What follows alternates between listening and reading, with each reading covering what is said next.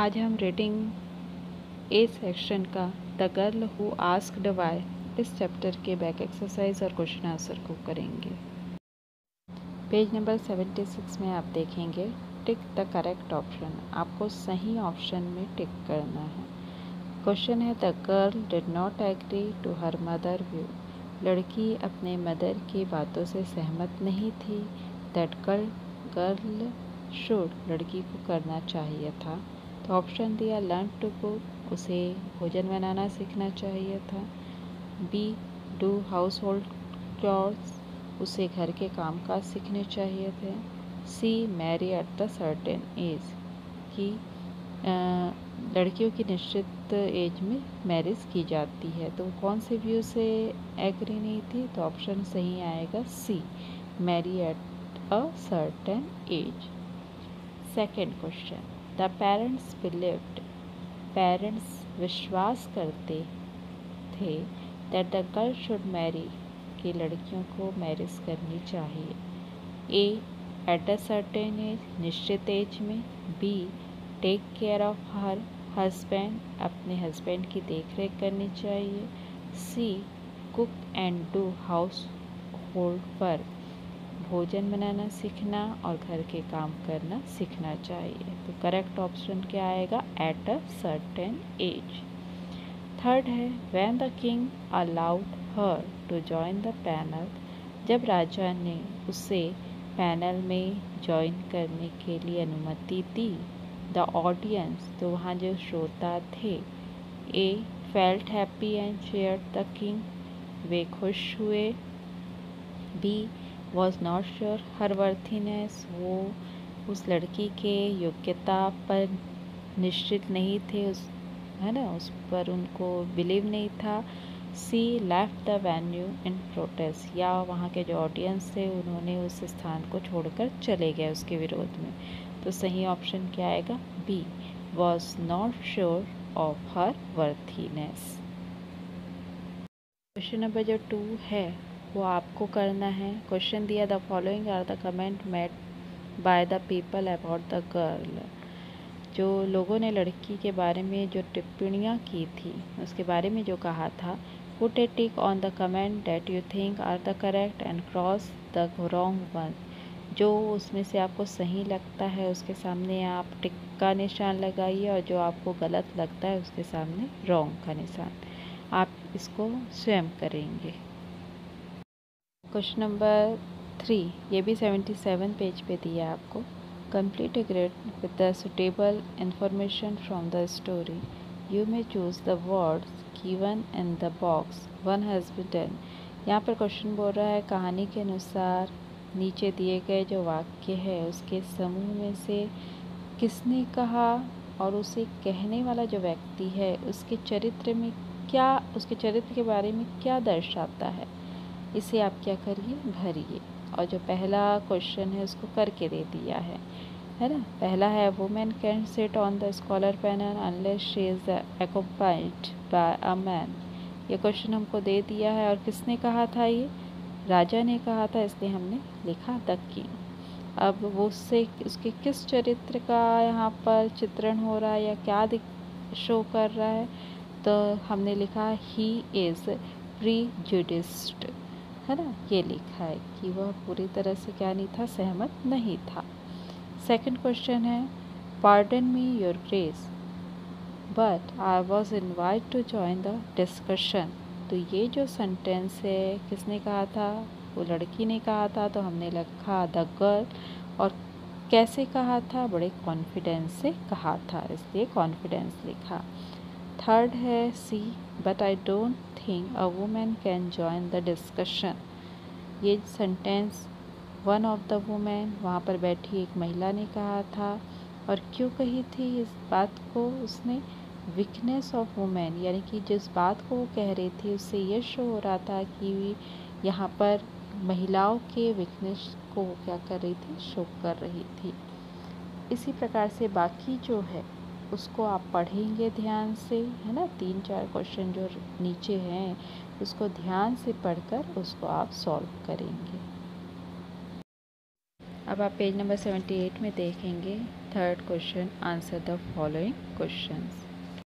Number 1, why did the academy send the girl to the conference? संस्था ने लड़की को सम्मेलन में क्यों भेजा? आंसर हमने लिखा है the academy send the girl to the conference. संस्था ने लड़की को सम्मेलन में भेजा because the girl was a brightest scholar in the academy. लड़की संस्था की सबसे ज़्यादा विदुषी थी।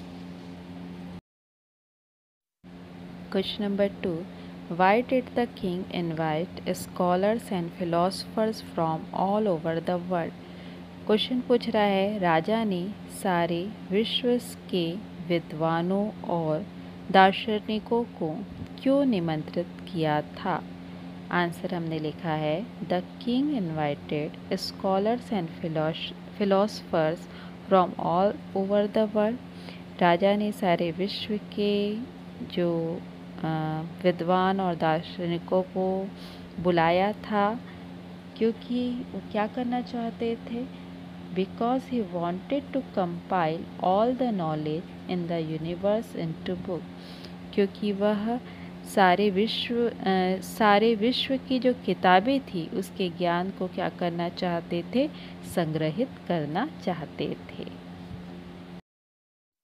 Question number 3, how did the girl justify her present in the auditorium?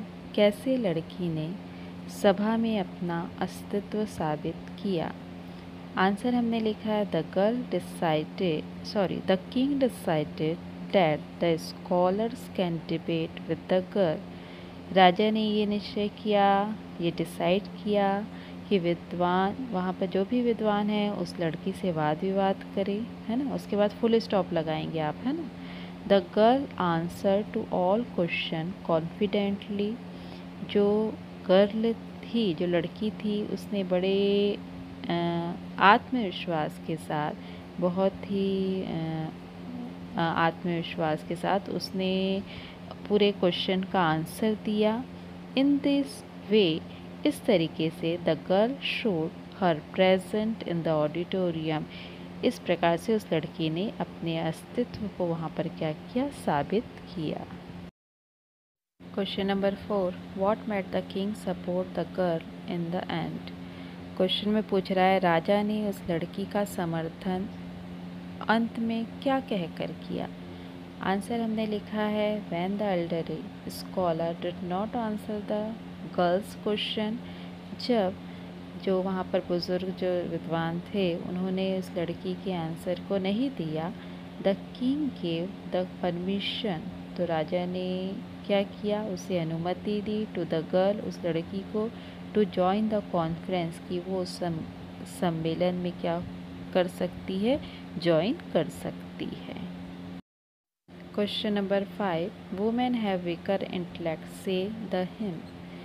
महिलाएं बुद्धि में कमज़ोर होती है, यह स्रोत है ना। डू यू एग्री या डिसएग्री विद दिस व्यू? क्या आप इस बात से सहमत या असहमत है? अपनी राय दीजिए। तो हमने आंसर लिखा है I am disagree with this view. हम इस विचार से सहमत नहीं हैं, मैं इस विचार से सहमत नहीं हूँ। बिकॉज, क्योंकि women are more responsible and punctual. जो महिलाएं होती है वो अधिक किसकी अपेक्षा में? देन मैन, पुरुषों की तुलना में अधिक जिम्मेदार और क्या होती है? नियमित होती, पंक्चुअल होती है। They can do everything by full perfection, और वो सभी कार्य कर सकती है बिल्कुल पूर्णता के साथ, निश्चितता के साथ वो हर कार्य को कर सकती हैं। ये पेज नंबर आपके 78 में देखेंगे वोकेबलरी सेक्शन का पहला question, tick the correct meaning in the underline word in each of the following sentence. आपको यहाँ पर सेंटेंस जो दिया है उसमें एक वर्ड है ना, उसके नीचे अंडरलाइन किया हुआ है और उस वर्ड के अनुसार हमको सही मीनिंग को आपको टिक करना है। पहला क्वेश्चन है she surpassed her father in knowledge. वह अपने पिता के नॉलेज से कहीं अधिक थी। तो यहाँ पर सरपास्ड वर्ड का हमको मीनिंग यहाँ पर देखना है। तो डिफिटेड में हारा हुआ, है ना। फिर बाय पास्ट मीन्स अधिक, और इक्वल मतलब समान। तो सही आंसर इसका आएगा बाय पास्ट। सेकंड क्वेश्चन यहाँ पर हमको बोल रहा है the king wanted to compile all the knowledge. राजा जो है वो सभी जो पूरे नॉलेज को, ज्ञान को संग्रहित करना चाहते थे। तो यहाँ पर कंपाइल वर्ड जो है उसके नीचे अंडरलाइन लगेगा, और कंपाइल का मीनिंग यहाँ पर पहला ऑप्शन है सेव, दूसरा है गैदर, और थर्ड है शेयर। तो इसका जो सही ऑप्शन क्या आएगा, गैदर। कंपाइल भी संग्रहित करना और गैदर भी इकट्ठा करना होता है। तीसरा है she notice a large number of man but hardly any women among the delegates. उसने ये नोटिस किया कि वहाँ पर बहुत अधिक संख्या में पुरुष हैं, किंतु मुश्किल से ही एकाध उस प्रतिनिधि में से एकाध महिलाएं हैं। तो यहाँ पर क्वेश्चन जो है डेलीगेट्स वर्ड के नीचे अंडरलाइन आएगा, और उसका जो मीनिंग होता है डेलीगेट्स मीन्स यहाँ पर guest, A option, B audience, और तीसरा दिया रिप्रेजेंटेटिव। तो सही आंसर आएगा आपका रिप्रेजेंटेटिव्स मीन्स क्या होता है, प्रतिनिधि। अगला है fourth the king gave little चकल के नीचे अंडरलाइन आएगा। राजा ने एक दबी हंसी हंसी। तो यहाँ पर पहला ए नॉट, बी क्राई दिया है, और सी लाफ। तो सही आंसर क्या आएगा, लाफ। फिफ्थ है they were sure that the girl will be humiliated by scholar. वे सभी निश्चित थे कि जो लड़की है वो विद्वानों से क्या होगी, शर्मिंदा होगी। तो यहाँ पर ए इग्नोर्ड, बी प्रेज्ड, और सी इंसल्टेड। तो सही आंसर क्या आएगा, इंसल्टेड। ह्यूमिलेटेड का जो सिनोनिम्स होता है या उसका अर्थ जो होता है वो क्या होता है, इंसल्टेड। सिक्स है if the scholars have objection. यदि किसी विद्वान को कोई आपत्ति है, they can debate with her, वह उसके साथ वाद विवाद कर सकता है। तो यहाँ पर जो डिबेट वर्ड है उसके नीचे अंडरलाइन है। तो डिबेट का जो अर्थ होता है वो यहाँ पर ए दिया है आर्ग्यू, बी फाइट, और सी क्या दिया है टॉक। तो वहाँ पर सही आंसर क्या आएगा, आर्ग्यू।